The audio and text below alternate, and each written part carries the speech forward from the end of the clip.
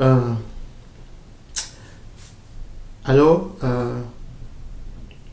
moi je m'appelle Blondet Kene, euh, je suis camerounais et je vis aux États-Unis, ça fait environ, je peux dire, depuis 2002.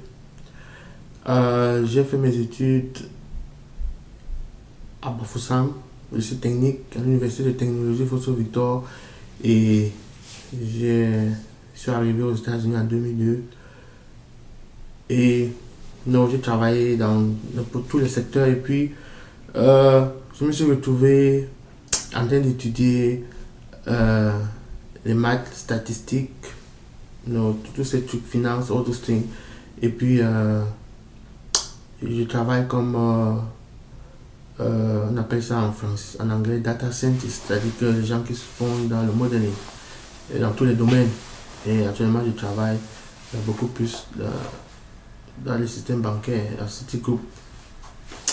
Donc, j'ai décidé de faire une série de vidéos que j'ai déjà fait en anglais. Bon, beaucoup de gens m'ont dit qu'ils ne comprennent pas l'anglais, donc j'ai décidé de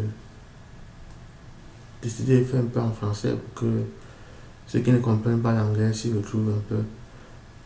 Euh, donc, je suis marié, une très belle femme avec deux beaux enfants, et puis euh, donc, je vis aux États-Unis, comme j'ai dit.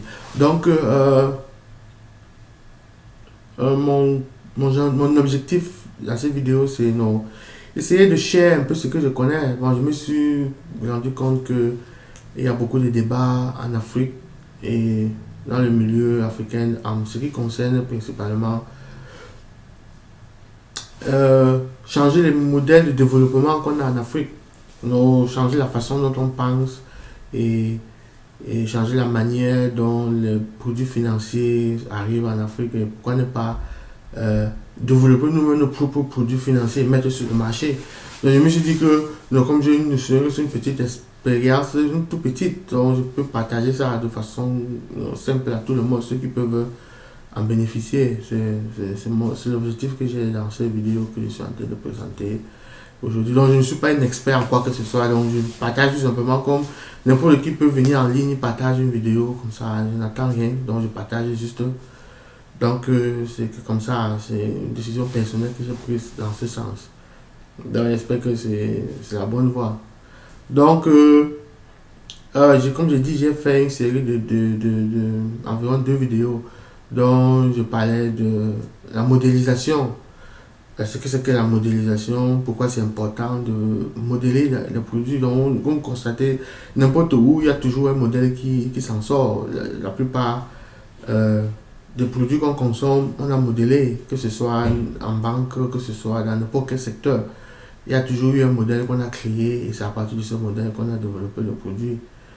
C'est dans tous les domaines, ça n'échappe à aucun domaine. Vous allez vous rendre compte comme ça. En finance aujourd'hui, dans l'économie par exemple, on définit des modèles. Les trucs qu'on utilise actuellement, c'est des modèles qu'on a simplement créés. Le PIB, tous ces trucs qu'on utilise là, c'est juste des modèles. On applique ces membres. Donc c'est comme ça là. Donc il est question de développer des modèles et des produits financiers qui reflètent, comme j'ai dit, la réalité de chez nous en Afrique. Parce qu'il y a un très grand débat là-dehors en ce sens, où les modèles qui sont développés en Occident ne réalisent pas la réalité africaine. Parce qu'on n'a pas les mêmes cultures, on n'a pas les mêmes coutumes, on ne vit pas dans le même monde. Donc on ne voit pas les choses de la même manière.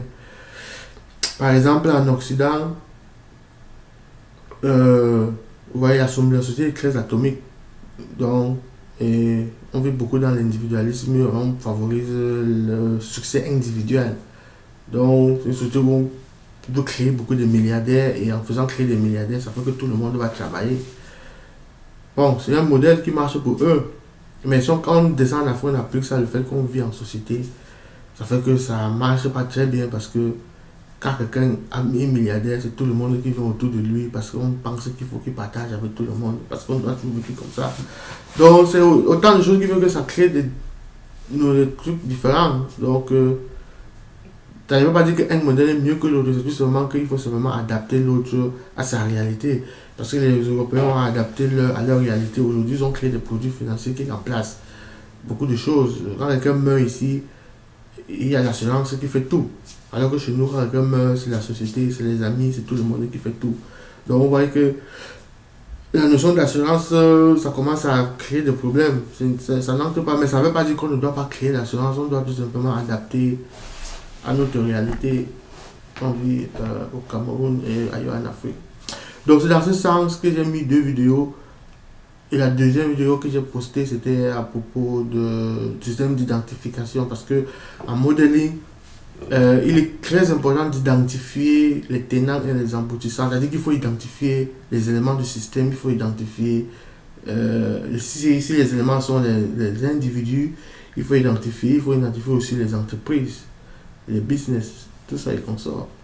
Donc, j'avais proposé un système d'identification qui est différent de ce qu'on a actuellement.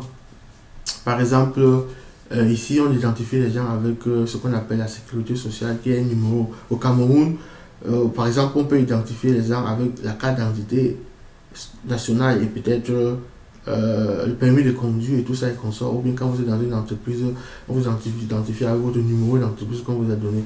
Donc, il faut maintenant un système global pour identifier tout le monde, identifier tous les Camerounais pour pouvoir les servir. Bon, ici, là, ils ont un système qui identifie tout le monde. Bon, parce que leur société est structurée. On peut identifier quelqu'un ici à partir de l'adresse où il vit. Très simplement, on t'appelle, tu donnes ton adresse. Mais je ne pense pas qu'en Afrique, sur 70 personnes, on peut appeler une personne, il donne son adresse où il vit. Et on identifie là dans le système. Ça complique, vous voyez que c'est déjà différent. Donc, il faut adapter un autre système qui reflète la réalité actuelle. Et c'est un système qui sera dynamique. Au fur et à mesure que la réalité change, donc le système va automatiquement s'adapter à la réalité. Donc c'est dans ce sens que j'avais parlé d'un système d'identification en ligne, qui est en fait un système qui permet d'identifier les individus de façon dynamique. Donc je vais prendre un exemple simple pour illustrer ça. Donc vous prenez par exemple un enfant qui vient de naître.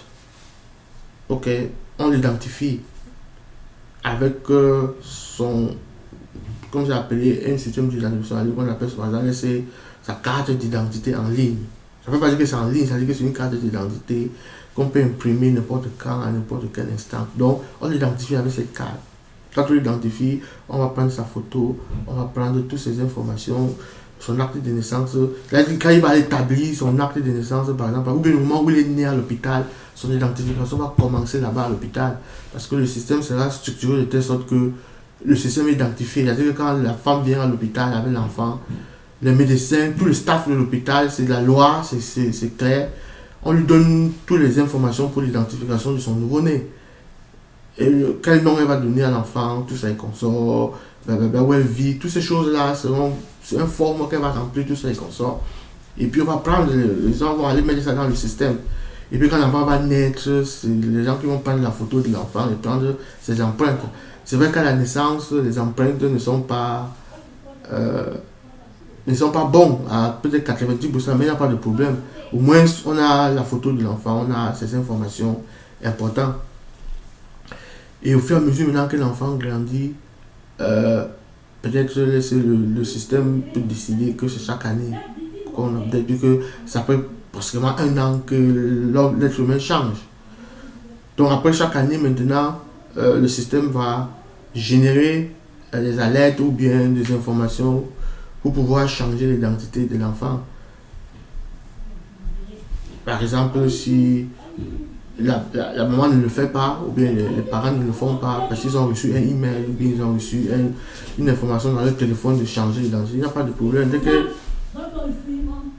l'enfant va se retrouver, par exemple, à l'hôpital pour se vacciner, tout ce genre, après 1 an. Donc, automatiquement, quand il va arriver le système, donc on dit que bon, vous appelez quoi, quel est votre identité, on va voir que cette information n'a pas été obligée pour accéder au système. Le système va proposer immédiatement qu'il faut update, c'est-à-dire qu'il faut ajourner, je ne sais pas comment on dit ça en français. Donc il faut changer les informations de cette personne. Et directement, il va falloir le faire. Donc, le fait sera immédiatement. Donc, c'est comme ça. Et si l'enfant grandit, au moment où il part à l'école, s'inscrit, ça fait que l'école lui va s'inscrire, va utiliser le même système pour l'identifier. Bon, pour l'inscrire, on va dire que on va vous appeler, mettez vos empreintes, on l'identifie en ce moment. On a ces informations immédiatement dans le système. Et puis, on sait qui il est, c'est lui vraiment. Et puis, on l'identifie et puis on lui sert. On propose, on donne le service dont il a besoin. Si l'enfant se déplace d'une région à une autre, le système va permettre qu'on identifie cette personne et on lui donne une identité en fonction de la région où il se trouve. Ce ne sera plus comme à l'époque où vous faites votre carte à Bafoussam, ou bien vous faites votre carte à Yaoundé, où vous allez dans une autre place, vous avez toujours cette information sur votre carte, mais c'est statique. Non, la carte que vous avez, même si vous avez imprimé, vous avez votre carte à cet instant, dès que vous changez de localité, automatiquement, quand vous arrivez dans la nouvelle localité, dès que vous demandez un service, que ce soit privé, public ou quoi, le système sera construit de telle sorte que cette personne à qui vous demandez le service va demander votre identité. Et quand vous prend votre identité, il met ça dans le système, ça automatiquement va update le système de telle sorte que votre identité va refléter l'endroit où vous vous trouvez, quel que soit l'endroit où vous allez dans le monde. Mais comme je dis, c'est dynamique. J'ai expliqué ça dans le système, j'ai présenté. Donc, par référence, il faut aller dans le système et lire, suivre la vidéo et voir. Il y a un système purement dynamique qui est basé sur le fait que il faut identifier les êtres humains en fonction de leur évolution. Non, on ne fait plus une identité statique où on s'attribue de l'identité et ça suffit. Si on vous fait une carte aujourd'hui, vous avez votre carte pour 10 ans, rien ne change. C'est la même information, même si vous vous déplacez, c'est toujours sur la carte que vous êtes. Vous avez fait ça. Non, ce que je propose, c'est une identité purement dynamique qui évolue avec le temps et qui permet maintenant de sécuriser, d'avoir des informations très importantes sur votre déplacement et sur la manière dont vous avez évolué dans la vie. Et puis, et puis maintenant, pour vous identifier, on va collectionner des informations biographiques et des informations sur vous, sur votre famille. Ces informations biographiques qu'on collectionne, c'est après des informations sur vous, sur votre famille, votre cursus scolaire, everything. On met ça dans le système. Et vous voyez que lorsqu'on collectionne ces informations maintenant, pour chaque individu, ça va permettre maintenant de faire des analyses dans le système et de faire des connexions. On peut définir là avec le parti de tous les Camerounais en un temps de mouvement. Le gouvernement, les institutions peuvent aller à l'intérieur selon le protocole qui a été défini, de récupérer les informations pour des besoins de sécurité ou n'importe quoi. Donc vous voyez qu'avec ce système, ça permet qu'on identifie exactement tout le monde et ça élimine la fraude, ça élimine beaucoup de choses, ça élimine beaucoup de mines sociaux. Ça fait que le gouvernement et les institutions, maintenant, les gens vont maintenant servir les populations de façon simple, de façon identique. C'est-à-dire que s'il y a un accident quelque part, en un temps de mouvement, on va identifier tous les gens qui ont été accidentés. Simple. C'est-à-dire qu'il n'y aura pas de demi-mesure. Pas de demi-mesure. Ok. Donc, c'est ça. Ça, c'est ce système d'identification que j'ai parlé. Et en deuxième, dans la troisième vidéo que j'ai présentée aujourd'hui, donc j'ai fait un peu une translation en français. Donc, j'ai maintenant parlé d'un système économique et financier. J'ai présenté un système qui est différent complètement de ce qu'on apprend à l'école. Donc, en modeling, les choses sont différentes. Ce qu'on apprend à l'école est complètement différent de ce qu'on fait sur le terrain. Donc, ce système que j'ai présenté, c'est un peu la base de développer un modèle économique et financier. Donc, il faut l'identification d'abord, c'est très important. On identifie, on crée un système pour identifier. Parce que vous ne pouvez pas créer un modèle, vous ne pouvez pas créer un produit financier, vous ne pouvez rien créer tant que vous ne pouvez pas identifier. Si on crée un modèle où on vend les produits financiers, par exemple, dans un grand marché, comment est-ce qu'on va savoir qui a acheté, qui a vendu, tout ça et comme ça. Donc, vous voyez que l'identification est importante. Et donc j'ai parlé de ça. Et aussi j'ai parlé de définir un certain nombre de thèmes. Donc je vais essayer à ma manière de vous présenter ça un peu en français.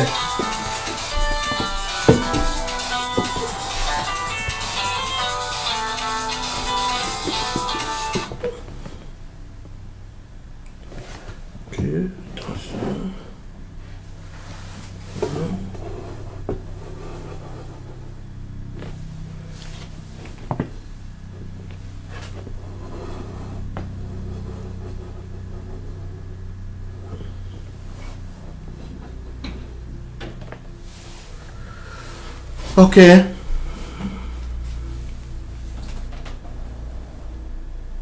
Ok. Ouais. J'ai nous défini la finance. Donc, comme je dis, je parle de développer les modèles économiques et financiers qui réalisent notre réalité en Afrique. C'est-à-dire que qui épousent ce qu'on fait matin, midi, soir. Moi d'abord, je vais parler du programme. Voilà. J'ai présenté un schéma d'un modèle économique, d'un modèle financier. Donc, ça c'est en anglais. Donc, en dessous, on a ce qu'on appelle les entreprises. À gauche, on a le marché des capitaux. On a les intermédiaires.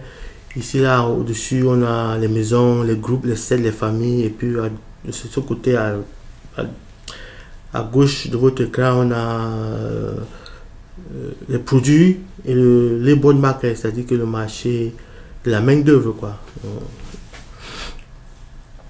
Donc, vous voyez qu'il y a le marché des intermédiaires qui est au milieu. Et puis, dans le marché de ce qu'on appelle household, les individus, la famille. Donc, il y a d'abord la famille, c'est-à-dire que les maisons, qui est l'élément fondamental de toute société. Et puis, ces maisons se regroupent en groupe et en set et en famille. C'est-à-dire que vous avez les maisons, par exemple, je prends un exemple simple, vous avez un village. J'ai toujours pris l'exemple sur moi-même. Dans la localité où je sors, je parlais de l'Ouest, je parlais de Bamboutos, le département, nos provinces dont je ce Bouddha. Donc imaginez que nous sommes dans cet endroit et comme on a beaucoup de villages là-bas, c'est une vingtaine de villages, que les villages se regroupent en villages et à l'ouest maintenant, on forme encore un village de villages. C'est-à-dire qu'on a, par exemple, les départements. On a maintenant chaque département a son village, etc. Et puis ces gens forment des groupes, ce sont des groupes financiers. En fait, ce ne sont pas des groupes. Donc les chefs traditionnels sont des entités qui vont représenter des groupes financiers. Et ces groupes financiers maintenant, ils auront du capital qui vont aller mettre maintenant sur le marché du capital. Ça peut être les champs, ça peut être n'importe quoi qu'ils ont, ça peut être la production de produits agricoles, de l'élevage, tout ces consorts qu'ils vont mettre sur le marché. Et c'est ce capital qu'ils auront. Et ils vont aussi mettre sur le marché la main d'œuvre, les gens qui vont aller travailler. Et puis maintenant, les entreprises vont venir, qui est en bas. Ces entreprises vont recevoir les employés. Et ces employés, maintenant, l'entreprise va produire des produits qui vont rentrer maintenant dans la famille. C'est-à-dire qu'il va rentrer dans le set qui se trouve en haut là. Et puis les intermédiaires sont ceux qui vont servir d'intermédiaires pour soit fournir de l'argent aux entreprises, soit prendre de l'argent aux entreprises et faire transmettre ça aux différents groupes qu'on a en haut, ainsi de suite. Donc vous voyez, il y a une certaine interaction entre ces différents groupes où ce qu'on appelle le financial market, c'est-à-dire que le marché financier joue le rôle d'intermédiaire, donc celui qui fait l'intermédiaire entre les autres. Donc si les entreprises ont de l'argent, donc en fait vous voyez que celui qui va servir d'intermédiaire, ça sera un marché, c'est ces intermédiaires là qui vont faciliter le flow peut-être l'argent qui va circuler, le capital, donc, qui sera mis en place par, euh, par les households, c'est-à-dire les maisons, tout ce groupe, et aussi par euh, les entreprises qui vont être créées, parce qu'eux aussi peuvent produire le capital. Et ce capital, maintenant, va être transféré dans le marché financier et les entreprises peuvent récupérer ce capital. Donc, la différence entre ce diagramme et les autres, c'est que on a additionné groupe, set et famille. Pourquoi? Parce que, par exemple, aujourd'hui, vous voyez, ce qui se passe au Cameroun actuellement, c'est que vous n'avez que des individus qui sont, par exemple, des milliardaires. Ce sont que des individus, Photo, Victor, tous ces gens que vous connaissez bien au Cameroun. Je ne cite pas les noms, c'était un nom tout simplement sans publicité. Bref, tous ces sont des milliardaires. Vous voyez, ce sont eux qui sont des individus. Donc maintenant, ce qu'on propose, c'est remplacer maintenant ces individus par des groupes, des familles. C'est-à-dire que ce sont maintenant plutôt des villages, des entreprises, des villages, des coopératives qui doivent être milliardaires. C'est-à-dire qu'on parle de groupe, cette famille. La famille, par exemple, c'est une coopérative. Un set, c'est un autre groupe. Un autre groupe, ce sont maintenant des groupes. Il faut voir ça en termes de groupe. Donc au lieu d'avoir un milliardaire, on a plutôt un village qui est milliardaire. On a plutôt une province ou bien une commune, des trucs comme ça. Donc, on voit qu'on centre maintenant le développement plutôt sur les groupes, au lieu de centrer ça sur les individus. Ce ne sont plus les individus qu'on tague, mais ce sont des groupes qui sont des chefs d'entreprise, c'est-à-dire que des villages se transforment en entreprises. Ils se font des investissements. C'est ça qu'il faut dire. Donc ce n'est plus là où ce sont, non, ce sont plutôt des villages, des groupes qui sont des entreprises qui font des investissements au profit maintenant de la famille et des gens qui sont dans ce village et dans ces familles. Donc voilà, c'est un peu ce schéma que j'ai proposé. On va entrer dans les détails bien après. Et la compréhension de ce schéma est très importante. De comprendre que le développement est centré beaucoup plus sur le fait que au lieu de générer des milliardaires individuels dans une société, donc il faut maintenant penser à générer plutôt des milliardaires, mais remplacer ça par des groupes, des familles, des sets, c'est-à-dire il faut favoriser beaucoup plus que ce soit un village qui est milliardaire et ça va profiter aux gens de ce village, un groupe qui est milliardaire, une province ou bien un état. Donc on voit qu'au fur et à mesure que ça part à un bas niveau, ça va remonter à un très haut niveau. Donc c'est un peu comme ça qu'il faut voir les choses et ça va résoudre ce problème, le fait que on a un modèle qui est différent de ce qu'on a ici en Occident.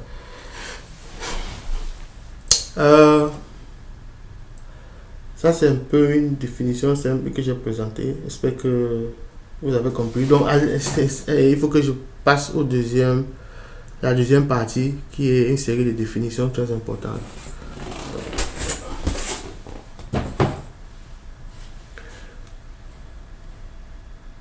Ok, comme vous avez constaté sur ce diagramme, dans la version anglaise, j'ai défini ce que c'est que la finance. Donc, j'ai défini la finance comme étant le temps et le risque, bien en anglais, time and risk. Et puis, j'ai aussi défini ça comme étant les maths et l'argent. Ça, c'est en termes de modélisation, ça n'a rien à voir avec ce qu'on apprend à l'école ou bien ce que vous avez appris à l'école en termes de finance. C'est vraiment différent. Donc ça, c'est une définition purement pratique. Si vous voulez, on a dit que pour comprendre comment on fait un modèle.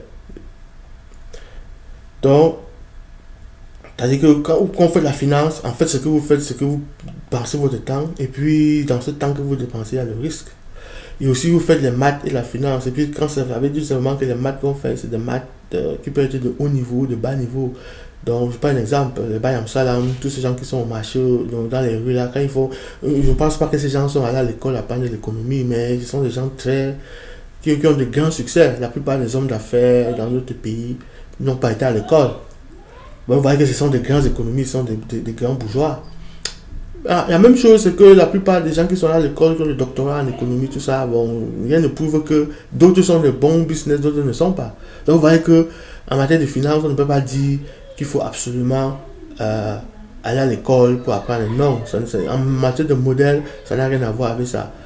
Ça peut peut-être avoir quelque chose dans la comptabilité, parce que la comptabilité, c'est une technique. Ce sont des gens qui sont assis, ont formé leurs lois et leurs codes, et puis il faut apprendre ça pour connaître.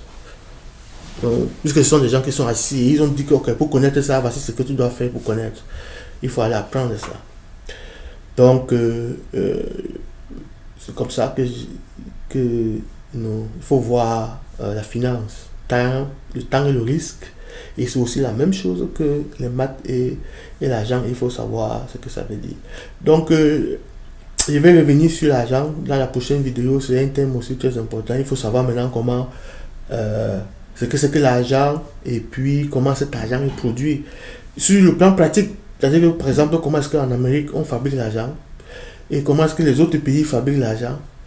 Comment est-ce que ça se passe pour pouvoir développer un modèle basé sur ça, parce que vous voyez que l'argent c'est l'élément le plus important dans ces choses. Donc j'ai aussi défini ce que c'est que l'analyse en finance.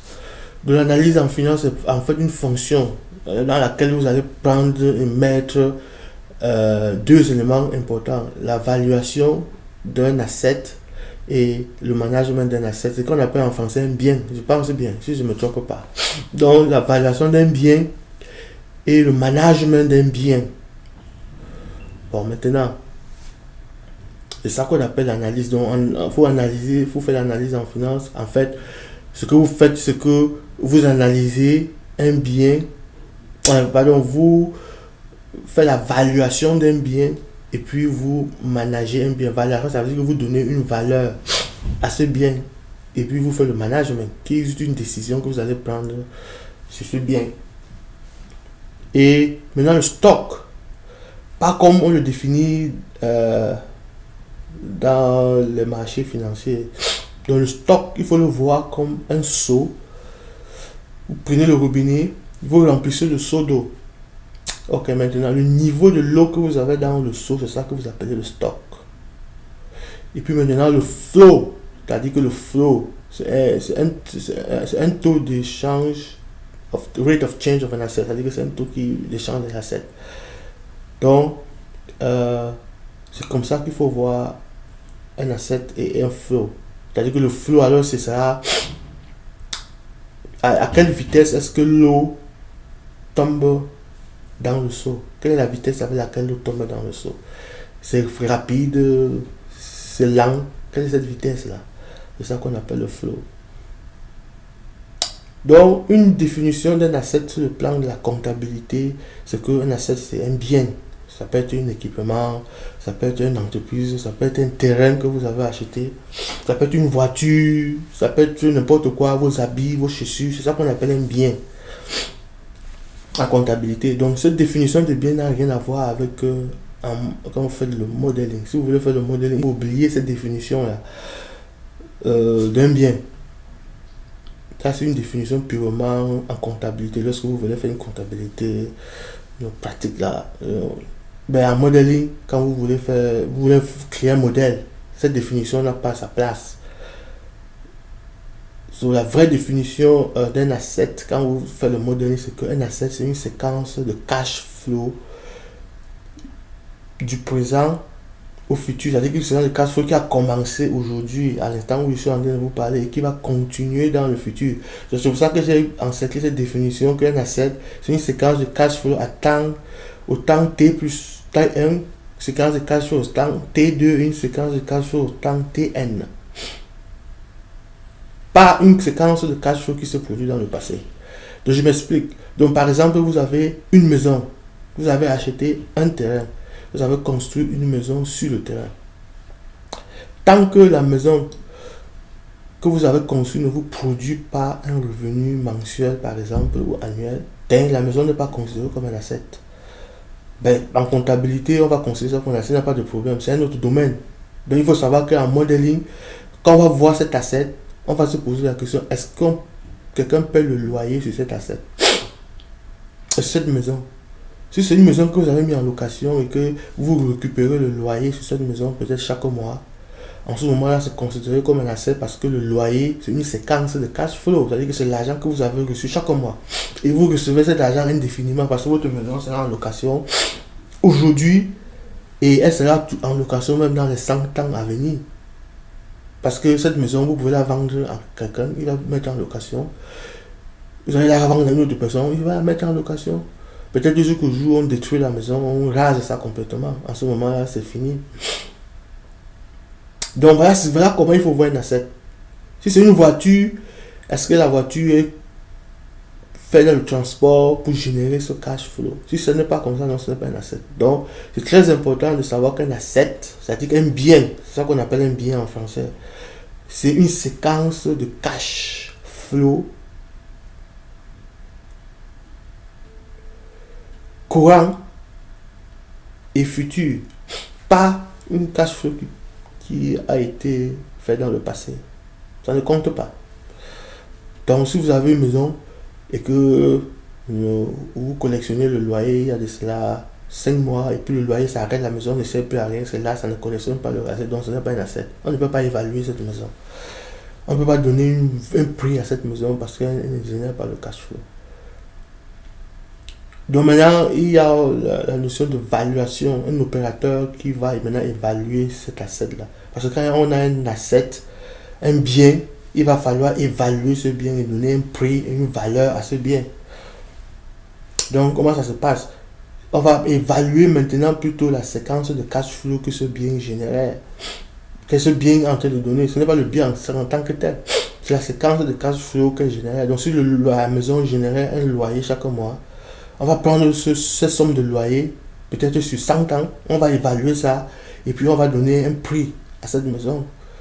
Donc, on va mettre cette maison sur le marché et puis le marché maintenant va évaluer cette maison à cause de sa séquence de cash flow qu'elle génère. Donc, c'est à peu près comme ça qu'il faut voir la manière dont il faut développer un modèle, surtout dans le domaine économique et financier, créer par exemple des produits.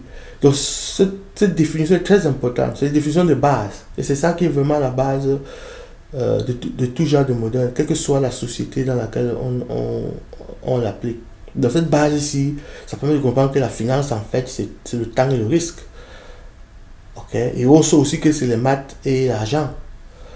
Okay? On sait aussi ce que c'est qu'un stock, on sait ce que c'est qu'un flow et on connaît ce que c'est qu'un bien.